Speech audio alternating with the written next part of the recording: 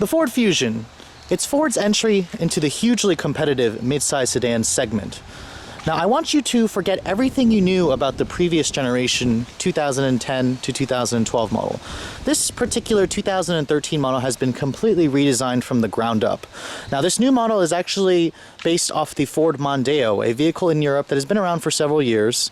Now, the previous generation Ford Fusion was actually based on the Mazda 6 platform. A good place to start. This one's an even better place. A couple of new styling elements that Ford has introduced on the new Fusion for 2013 that other Fords don't have is this actual flush-mounted emblem in the front. A lot of new cars have actually made the emblem get larger and bigger and more in your face. Ford has actually gone the opposite way. They made the emblem smaller, and the flush-mounted design actually adds to a unique styling to the vehicle that really works. The exterior styling of the vehicle has gotten a lot of, great praise from the automotive critics and consumers alike. Ford is borrowing design cues heavily from brands that they own or have owned in the past. The rear end of the vehicle resembles a Jaguar XF. It's got the same, low-slung roof with four-door coupe styling as the Hyundai Sonata that started that trend a couple years ago. The front end of the vehicle is where a lot of consumers have actually said it looks like an Aston Martin, and that is not a bad place to start. As particularly in this sterling gray exterior paint color, it's just a very striking vehicle. Those 17-inch wheels are actually standard on this particular SE model. There's 3 trims available on the gas Fusion. There's the base S, the SE, and titanium. From then on, you got the hybrid, which is available in hybrid SE and hybrid titanium. This particular SE is a fairly basic one. It's got only one option group, the 505A, which is the luxury package. A 503A is the standard, and then there's the 504A, which is kind of like the sport appearance package. I highly recommend going for either the sport appearance package or the luxury package, as both are great values to the vehicle. Now, coming to the window sticker, you can see this one has a sticker price of $26,795. And like I said, the only option group it has is the luxury package, which essentially adds heated front seats and leather upholstery, as well as a leather wrapped steering wheel and shift knob and fog lights in the front, which for some reason are not mentioned in the sticker price. $2336 is your MPG with the 6-speed automatic. This one is also equipped with the 1.6 turbo, which is an extra option. For some reason it's not showing up on the sticker price. The other options are a 2.5-liter 4-cylinder and the 2-liter turbo 4. There are no more 6-cylinder options available for the Fusion for 2013. Ford has completely gone away with the 6-cylinder option for this vehicle. Now, stepping inside, the luxury package adds the leather seats, as opposed, because it's called the luxury package. Other models have the eco cloth seating, which is actually a new fabric for Ford. Now, stepping inside the vehicle, this is a completely all-new interior from the previous generation Fusion. Now, shutting the door, all the windows are actually fully automatic up and down for all 4 of the windows, so that's a nice feature. Looking at the rest of the interior, you can see this one does not have the My Ford Touch. For $1,000 you can add the My Ford Touch, which adds the touch-sensitive buttons and the automatic climate control, as well as a backup camera. This one doesn't have it, which is particularly how I like it, because I do not like touch-sensitive buttons. Here is the new key for the Ford Fusion. It's a completely all-new key design, and a very good-looking key at that. I'm really glad that Ford is finally replacing it. It's a switchblade key, like all the other manufacturers are going to. And the SE model does not have push-button start, so you will have to, unfortunately, stick the key in the ignition. Ford actually introduced a new chime on the Fusion as well. It's just a slightly different tone. And you can hear a very quiet startup. This is what Ford calls the volume engine, the 1.6 turbo out of the Escape.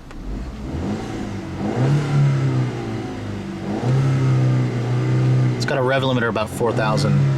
Now, in terms of the rest of the interior, it's a very stylish interior that mimics the exterior styling of the vehicle. You have, very nice materials throughout as well. You got soft touch materials on the dashboard, which has a very nice graining. And coming to the center stack right here, you can see you have hard buttons here, which is how I prefer it. Unfortunately, they're not laid out, in the best way. Of course, you still get knobs for tuning volume and then your manual single-zone climate control. I like that. This right here, however, is mimicking the other Fords. I'm not really a big fan of this, and you got a 4.8-inch LCD screen there that's not a touch screen like it is on the My Ford Touch. Some people may not want to go with the My Ford Touch. 6-speed automatic transmission is what this one's equipped with. It's got a sport mode. 6-speed manual is available on the 1.6 only. It's a special order vehicle. Don't expect to find those sitting on dealer lots. A new electronic parking brake is introduced on this model year Fusion, basically taking that off the LS. What I really like is this this center stack right here is actually pretty wide, but Ford has made soft touch materials along the sides here, and it even goes all the way down here, because they anticipated that your elbows are going to be hitting here. So interior quality is just really up to class on this vehicle. You have soft touch materials on the door panels and a very stylish, silver trim here with the dark wood grain accents. I'm a big fan of this, and the door handles as well. You can see here, this one also has memory seating. That's essentially what the luxury package adds. And then you have leather stitched on the armrest here where your elbows are going to rest. I'm not a big fan of the piano black plastic trim. It looks good when it's clean. Unfortunately, when it gets dirty like this, it looks horrible. So OCD people are not going to like that. Coming to the glove compartment, it's a very large glove compartment with 2-tier storage. Very nice. The lid is damped. It's not lined with felt though. Kind of expected this vehicle. Coming to the center console here, you have your auxiliary and USB input jacks. Sync is included on this vehicle as standard equipment on the SE model. Now coming to the rear seat of the Ford Fusion, for those of you who have complained that the Ford Focus is on the tight side, will be very pleased with the Fusion. The rear seat is a very nice space. It's not the best in the class. The Honda Accord and Volkswagen Passat offers more space, but you do get rear vents in the rear seat. You got an armrest in the rear seat as well. The leather seats are very comfortable, and I want you to notice the thigh support in this vehicle. It is just, I'm about 5'7", and then that thigh support is perfect. I wouldn't hesitate to sit in this back seat for hours on a long trip. Shutting the door, you have the same soft touch material. So Ford has carried through with the rear seat. Thank God. They haven't cheaped out, and you do have soft touch materials here. It's essentially the same materials on the front seat. And the headroom, while a little bit on the tight side, is actually not bad. Just getting in, you have to duck your head because of the swoopy styling. Now the trunk of the Ford Fusion is actually a very large size. It has a very huge opening. And I want you to notice this piece right here that actually goes with the trunk. Ford made this piece plastic for several reasons. They say it actually lowers the cost of repairs to the rear in case you ever get rear-ended. It also helps lower the load height. This is one of the lowest load heights in the class. The Fusion has a very deep trunk that goes in pretty far. You got 60/40 split, and then your spare tire is under there, so very good cargo capacity in this vehicle.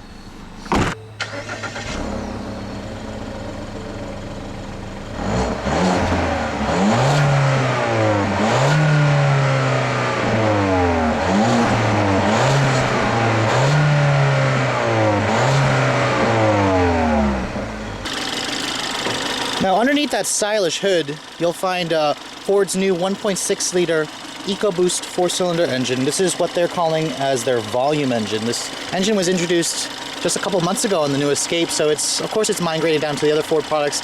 On premium gas, it makes 178 horsepower, 184 foot-pounds of torque. A little bit down on horsepower, but torque is very competitive. And because it's a turbo with direct injection, you don't have to rev the engine. It has good power down low. You can run it on regular. Ford says it doesn't matter which one you use. Horsepower drops to 173 on regular, but with the 6-speed automatic, this is a very nice combination. A lot of buyers in the class looking for the best combination of fuel economy and power will be very satisfied with this engine's performance.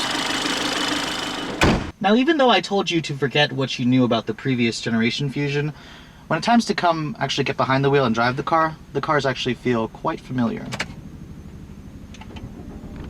Now, there actually are 2 instrument panels that are available on the Fusion. This one has the traditional tachometer.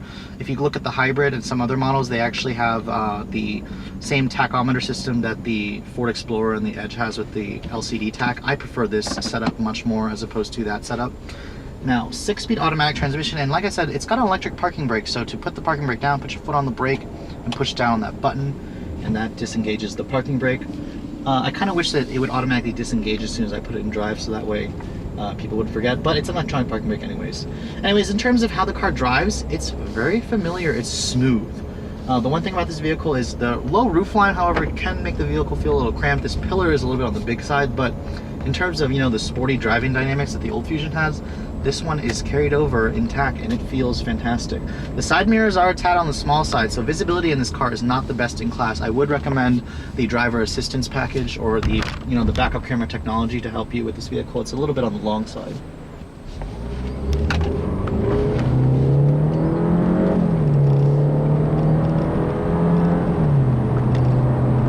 The acceleration in this 1.6 is just unbelievable. For such a tiny motor, it's very refined. It makes a lot of power. It's free revving. This is a turbo engine. You would think that you don't have to, that it wouldn't like being revved, but the engine is very smooth revving. It doesn't mind being up in the upper ranges of its tach, and it's a very smooth engine while it's in those ranges as well. Now, midsize sedans are best sellers for one reason. They're a very well-rounded vehicle. You know, you can use them to carry your family. They're very stylish vehicles today. They're very fuel efficient, and they're an all-around vehicle that you can use for everyday use, and the Fusion is no exception. It's got really comfortable seats.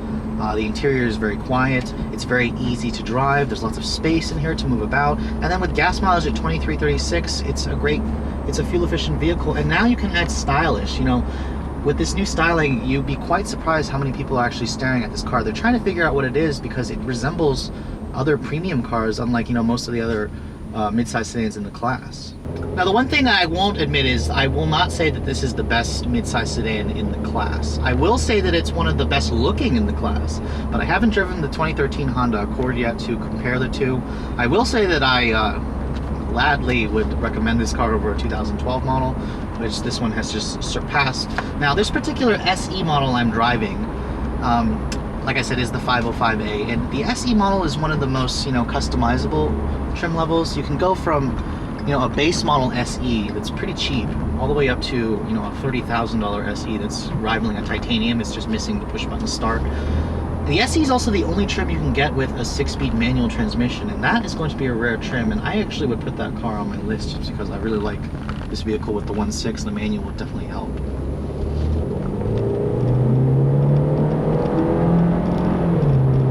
can see it's got very smooth power. The 6-speed automatic is very responsive. I'm very pleased, and I'm glad that Ford decided to use a regular automatic transmission.